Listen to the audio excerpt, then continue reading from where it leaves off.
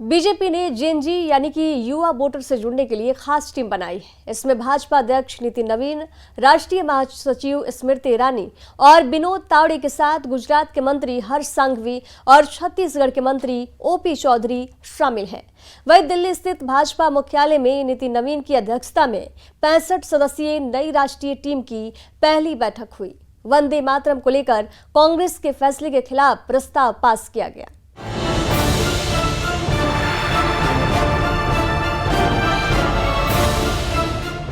BJP ने Gen Z यानी युवा वोटर से जुड़ने के लिए खास टीम बनाई है। इसमें भाजपा अध्यक्ष नितिन नवीन, राष्ट्रीय महासचिव स्मृति ईरानी और विनोद तावड़े के साथ गुजरात के मंत्री हर्ष संघवी और छत्तीसगढ़ के मंत्री ओपी चौधरी शामिल हैं। दिल्ली का बीजेपी मुख्यालय, पार्टी की नई राष्ट्रीय टीम और मिशन युवा संवाद। पार्टी अध्यक्ष नितिन नवीन की अध्यक्षता में 65 सदस्यीय नई राष्ट्रीय टीम की पहली बैठक हुई। बैठक में संगठन को मजबूत करने और आने वाले दिनों की राजनीतिक रणनीति पर मंथन हुआ। इसी बैठक में वंदे मातरम को लेकर कांग्रेस के फैसले के खिलाफ प्रस्ताव भी पास किया गया। बीजेपी ने कांग्रेस के कार्यक्रमों में राष्ट्रगीत के सिर्फ 2 पैरा लगाने की फैसले की निंदा की।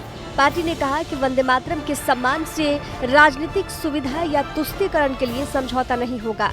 बीजेपी अब वंदे मातरम की विरासत को मुल्क भर में पहुंचाने के लिए अभियान चलाएगी। यानी राष्ट्रगीत का मुद्दा अब बीजेपी के बड़े राष्ट्रवादी नैरेटिव का हिस्सा बनने जा रहा है। लेकिन बैठक में सिर्फ वंदे मातरम की बात नहीं हुई। बीजेपी ने युवाओं के बीच अपनी पकड़ मजबूत करने की रणनीति पर भी जोर दिया। नए पदाधिकारियों को ऑर्डर दिया कि युवाओं से लगातार संवाद बढ़ाया जाए। इसके लिए अलग अलग टीमें बनाने की तैयारी है। इन टीमों में युवा मोर्चा के साथ पार्टी के पूर्व पदाधिकारी भी भूमिका निभाएंगे। बीजेपी की नजर खास तौर पर 14 साल के ऊपर के युवाओं पर है। पार्टी संगठन की पहुंच इस आयु वर्ग तक बढ़ाना चाहती है। युवाओं के मुद्दों को समझने, उनसे सीधा संवाद करने और उन्हें संगठन से जोड़ने के लिए बड़े आउटरीच कार्यक्रमों की तैयारी है। आने वाले दिनों में मुल्क भर के वरिष्ठ नेताओं की टीमें भी गठित की जा सकती है। यानी बीजेपी की नई राष्ट्रीय टीम की पहली बैठक में 2 बड़े मैसेज साफ नजर आए। एक तरफ वंदे मातरम को लेकर कांग्रेस पर हमला, तो दूसरी तरफ युवा वोटर्स तक पहुंच बढ़ाने की तैयारी। बीजेपी अब मुल्क भर में युवाओं के बीच संवाद और आउटरीच को और आक्रामक बनाने की तैयारी में है। इधर बैठक के बाद बीजेपी नेता संबित पात्रा ने प्रेस कॉन्फ्रेंस की। अब सुनिए वंदे मातरम और युवा संवाद को लेकर संबित पात्रा ने क्या कहा। हमने देखा कि किस प्रकार से जब कांग्रेस की पूर्व अध्यक्षा आदरणीय सोनिया गांधी जी, कांग्रेस के पूर्व अध्यक्ष आदरणीय श्री राहुल गांधी जी, उनकी मौजूदगी में जब तिरंगा लहराया जा रहा था, फहराया जा रहा था, उस समय जब वंदे मातरम शुरू हुआ, आरंभ हुआ, तो सोनिया जी ने इशारों में 2 छंदों के बाद, 2 पदों के बाद, 2 स्टैंजाज के बाद स्टॉप स्टॉप कहते हुए उन्हें देखा गया। 19 अगस्त 2026, आज से कुछ दिनों पहले CWC के मीटिंग में, कांग्रेस वर्किंग कमेटी के मीटिंग में एक रिजोल्यूशन पारित किया गया, जो रिजोल्यूशन 1937 में कांग्रेस वर्किंग कमेटी ने अक्टूबर माह में कलकत्ता में पारित किया था।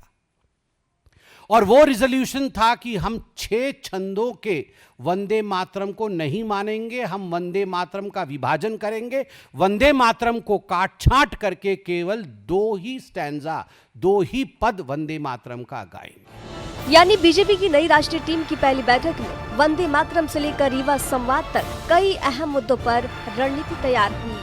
वंदे मातरम के सम्मान को लेकर बीजेपी ने कांग्रेस के फैसले की निंदा की, तो वही 14 साल के ऊपर के युवाओं तक संगठन की पहुंच बढ़ाने का फैसला किया गया। युवा मोर्चा, पूर्व पदाधिकारी और वरिष्ठ नेताओं को जोड़कर देश भर में युवा संवाद और आउटरीच कार्यक्रम चलाने की तैयारी है। अब देखना होगा कि बीजेपी की ये नई रणनीति युवाओं के बीच पार्टी की पकड़ को कितना मजबूत करती है। Bureau report, news 18 Delhi NCR।